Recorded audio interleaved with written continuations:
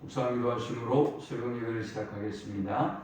하나님 은혜와 사랑에 감사합니다. 간밤에도 주님의 품에 우리를 품어주시고 새날을 주셔서 예배케 하심을 감사합니다. 마음과 뜻과 힘을 다해 드리는 저들의 예배를 음양해 주시고 오늘도 주의 은혜와 진리로 충만한 시간이 되게 하여 주옵소서. 목자 되신 하나님께서 주의 지팡이와 막대기로 우리를 인도하시며 푸른 초장과 쉴만한 물가로 인도하심을 누리는 하루가 되도록 인도해 주옵소서. 오늘도 우리의 생각하는 것과 또 간구하는 것보다 넘치도록 응답하실 하나님을 찬양합니다. 예수님의 이름으로 기도합니다.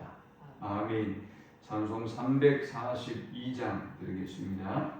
너 시험을 당해 죄 짓지 말고 너 용기를 다해 곧 물리치라. 너 시험을 이겨 새 힘을 얻고 주 예수를 믿어 늘 승리하라. 우리 구주의 힘과 그의 위로를 빌라. 주님 내 편에 서서 항상 도우시리. 내 친구를 삼가 잘 선택하고 너행을 삼가 늘 조심하라. 너 열심을 다해 늘 충성하고 온 정성을 다해 주 봉사하라. 우리 구주의 힘과 그의 위로를 빌라. 주님 내 편에 서서 항상 도우시리. 잘 이기는 자는 상 받으리니 너 낙심치 말고 늘 전진하라. 내 구세주 예수 힘주시리니 주 예수를 믿어 늘 승리하라. 우리 구주의 힘과 그의 위로를 빌라. 주님 내 편에 서서 항상 도우시리. 아멘. 오늘 이 시간에 주시는 살아계신 하나님의 말씀은 신약성경 누가복음 4장 1절에서 15절의 말씀입니다. 예수께서 성령의 충만함을 입어 요단강에서 돌아오사 광야에서 40일 동안 성령에게 이끌리시며 마귀에게 시험을 받으시더라. 이 모든 날에 아무것도 잡수시지 아니하시니 날수가 다함에 줄이신지라. 마귀가 이르되 내가 만일 하나님의 아들이거든 이 돌들에게 명하여 떡이 되게 하라. 예수께서 대답하시되 기록된 바 사람이 떡으로만 살 것이 아니라 하였느니라. 마귀가 또 예수를 이끌고 올라가서 순식간에 천하 만국을 보이며 이르되 이 모든 권위와 영광을 내가 네게 주리라. 이것은 내게 넘겨준 것이므로 내가 원하는 자에게 주노라. 그러므로 내가 만일 내게 절하면 다 내 것이 되리라. 예수께서 대답하여 이르시되 기록된 바 주 너의 하나님께 경배하고 다만 그를 섬기라 하였느니라. 또 이끌고 예루살렘으로 가서 성전 꼭대기에 세우고 이르되 내가 만일 하나님의 아들이거든 여기서 뛰어내리라. 기록되었을 때 하나님이 너를 위하여 그 사자들을 명하사 너를 지키게 하시리라 하였고 또한 그들이 손으로 너를 받들어 내 발이 돌에 부딪히지 않게 하시리라 하였느니라. 예수께서 대답하여 이르시되 주 너의 하나님을 시험하지 말라 하였느니라. 마귀가 모든 시험을 당한 후에 얼마 동안 떠나니라. 예수께서 성령의 능력으로 갈릴리에 돌아가시니 그 소문이 사방에 퍼졌고 친히 그 여러 회당에서 가르치시며 무사람에게 칭송을 받으시더라. 아멘. 예수님의 공생애는 세례 요한으로부터 세례를 받는 일부터 시작되었습니다. 예수님이 세례 요한에게 세례를 받는다. 이것은 엄청난 일이라고 했죠. 하나님이 사람에게 세례를 받는 일이기 때문이죠. 또 세례 요한의 세례는 회개의 세례, 즉 죄를 깨닫고 예수님께 나아가도록 하는 세례예요. 그런데 예수님이 죄가 없으신 예수님이 세례 요한에게 세례를 받는다. 이것 자체가 어불성설이죠. 또 예수님의 세례와 세례 요한의 세례는 질이 달랐죠. 세례 요한의 세례는 회개의 세례, 물로 베푸는 그런 세례였다고 한다면 예수님의 세례는 성령과 불로 베푸는 세례이기 때문에 그 질적인 것이 달라요. 그럼에도 불구하고 세례 요한으로부터 세례를 받았어요. 또 세례 요한이 예수님이 세례를 받으시러 오시는 모습을 보면서 자신은 예수님의 신들매도 감당할 수 없는 그런 종임을 이미 인정하고 시인하고 있죠. 그런데도 예수님은 세례 요한에게 세례를 받았어요. 이것이 우리에게 주는 의미가 무엇일까요? 공생애를 이제 막 시작하는 예수님, 공적인 사역을 이제 막 시작하는 예수님의 겸손이 우리에게 필요하다는 것이지요. 우리가 믿음의 길을 걸어갈 때 예수님과 같은 겸손한 마음을 가질 수만 있다면 우리는 믿음에서 파선하지 않고 온전한 믿음을 지켜 나갈 수 있다는 것이지요. 자, 그리고 이 세례를 받는 상황에서 성령이 비둘기같이 예수님께 임했습니다. 우리가 믿음의 길을 걸어갈 때 성령님과 동행하고 성령의 인도받는 삶을 살아야 한다는 것을 우리에게 교훈하고 있는 것이지요. 또 한 가지는 예수님이 이 세례를 받으실 때 너는 내 사랑하는 아들이라 내가 너를 기뻐하노라 라고 했습니다. 이것은 예수님에게 특별한 하나님의 사랑과 하나님의 마음을 성부 하나님의 마음을 전하여 준 것이죠. 성부 하나님이 하나님 그 자신인 예수님을 사랑하지 않을 리가 있겠습니까? 기뻐하지 않을 리가 있겠습니까? 그런데 이 길을 걸어가는 예수님을 기뻐하고 특별히 사랑한다는 말씀이죠. 이것은 우리가 사명의 길을 가고 믿음의 길을 걸어갈 때 우리를 향한 하나님의 사랑, 하나님과의 관계가 흔들릴 때가 있는데 그것을 기억하라는 것이죠. 하나님은 나를 기뻐하시고 나를 사랑하신다 라는 이 믿음을 가지고 나아갈 때 우리가 사명을 잘 감당할 수 있다. 믿음을 잘 지켜나갈 수 있다라는 것을 의미합니다. 예수님은 이제 요단강을 떠나서 광야를 향합니다. 4장 2절에 보니까 예수께서 성령의 충만함을 입어 요단강에서 돌아오사 광야에서 40일 동안 성령에게 이끌리시며 했습니다. 저는 예수님의 사역에 있어서 이 광야가 굉장히 중요한 곳이다 라고 생각합니다. 예수님은 공적 생애를 시작하시기 전에 40일 동안 이곳에서 기도하셨습니다. 이 기도가 왜 중요할까요? 여러분들이 믿음의 길을 가다 보면 공허하고 외롭고 힘들고 혼자 던져진 것 같은 고통과 외로움을 당할 때가 있어요. 예수님은 그런 경험을 수없이 하고 있죠. 사람들로부터 배신당하고 또 모함을 당하고 반역을 당하고 얼마나 외롭고도 고독한 길이었겠어요. 제자들마저도 예수님을 부인하고 예수님을 떠나는 홀로 겟세마네 동산에서 기도하셔야만 했던 것처럼 예수님의 길은 외롭고 고독한 길이에요. 이제 예수님이 바로 공적인 생애를 시작하면 많은 사람들이 몰려들 것입니다. 병자들, 예수님의 도움과 은혜가 필요한 사람들, 가르침을 받고자 하는 사람들, 혹은 예수님을 공격하는 사람들, 예수님의 흠을 잡으려고 하는 사람들, 수없이 많은 사람들이 예수님께 몰려들겠죠. 이때가 위험한 것이죠. 이러한 때에 그가 자신의 믿음을 지키고 사명을 지켜낼 수 있는 힘은 다른 데서 나오는 것이 아니라 사람들의 관심과 사랑과 관계에서 나오는 것이 아니라 하나님과의 깊은 교제에서 나온다는 것을 보여주고 있는 것입니다. 그러니까 예수님은 새벽에도 기도하시고 홀로 기도하시는 모습을 우리에게 끊임없이 보여주고 계시죠. 자, 그리고 나서 이제 시험이 임합니다.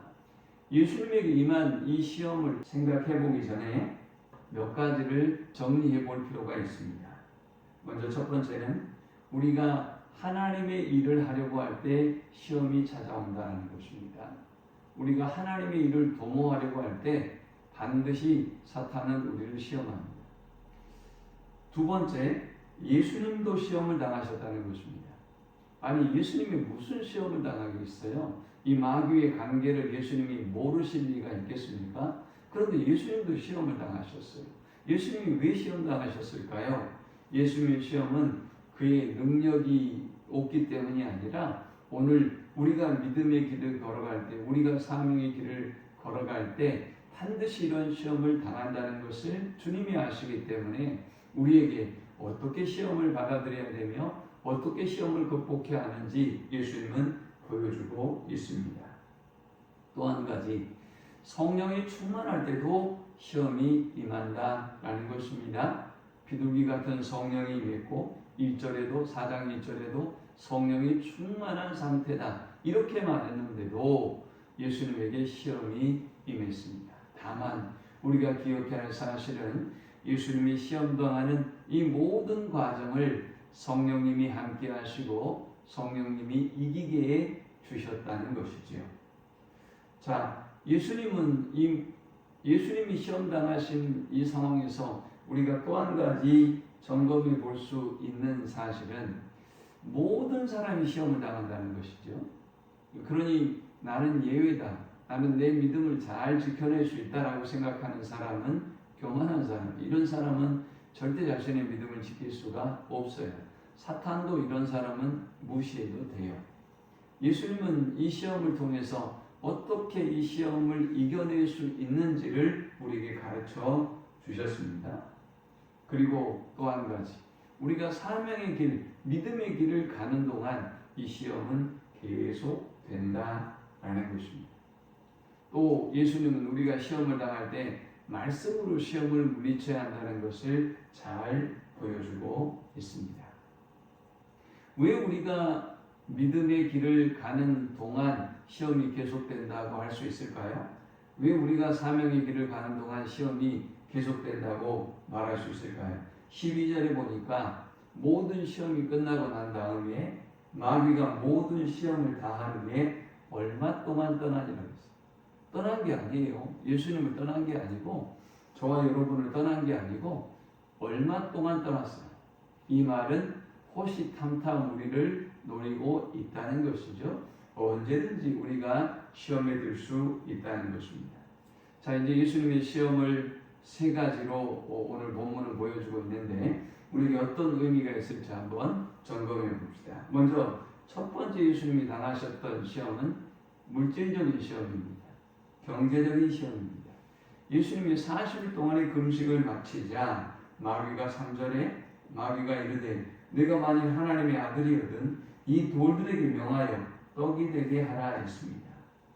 예수님이 금식을 마치셨기 때문에 얼마나 힘드셨을까요? 그런데 사탄은 아니나 다를까 이 돌로 떡을 만들어 보라는 것입니다. 예수님에게 이 시험은 매우 쉬운 일이에요. 아니 언제든지 예수님은 떡을 만드실 수 있는 분이죠. 그의 생애에서 예수님은 보여주고 있지 않습니까? 그런데 예수님은 사탄을 이렇게 물리칩니다. 예수께서 대답하실 때 기록된 바 사람이 떡으로만 살 것이 아니라 하였느니라 했습니다. 광야에서도 예수님을 출애굽한 이스라엘 백성들이 시험한 것을 보면 먹을 것과 마실 것, 입을 것 때문에 하나님을 도전하고 그들이 시험에 들어요.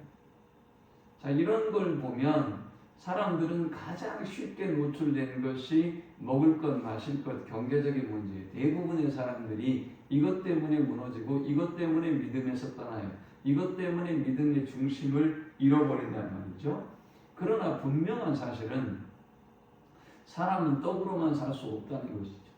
아무리 부유해도 이 영혼이 마음이 바르지 않은 사람들 보면 생을 쉽게 포기해버리고 던져버리기도 하고 또 무너져버리기도 하고 지켜내지 못하고 항상 불안과 염려와 조바심 가운데 살아가고 있는 것을 봅니다.